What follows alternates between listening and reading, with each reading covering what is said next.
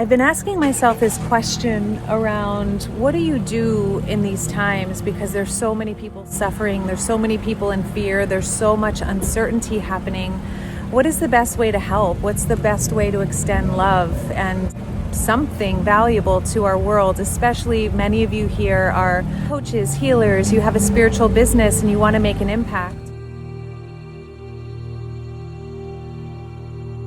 So Jason and I today have noticed that everywhere we go, people have been beelining it to us and just sort of unpacking a lot of emotion, a lot of fear, a lot of like what's going on in their life, especially small business owners. Like we were at the dentist and then we were at a store where I was buying something, and I've noticed just listening to people, sorry, I am in Los Angeles right now and there's like a really beautiful car pulling up that's very loud, but just listening is probably the most valuable thing we can do right now for each other, without a knee-jerk response to fix or to change or to do something differently.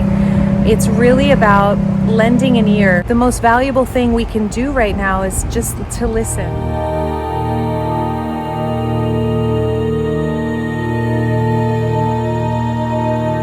As coaches, this is a really good lesson, because often we want to get really fancy and like fix, save, or better the world. And really the greatest way to better the world is to take care of yourself, raise your frequency, keep your frequency strong, embody inner peace, and hold a peaceful, loving, compassionate space, a neutral space for those who need to express themselves, especially right now.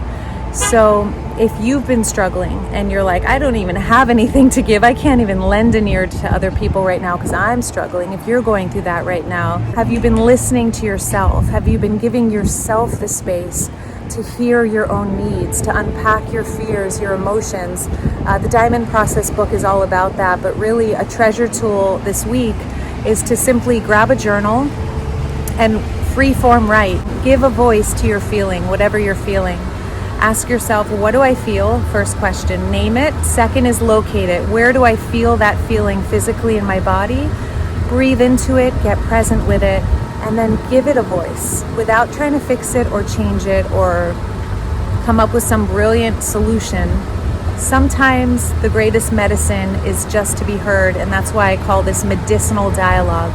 Give your feelings a voice so that you can come back to neutral, take the charge out, and that way you can see your life clearly and right action follows, solutions naturally come, and we can actually show up for one another in a really beautiful way, filled with love.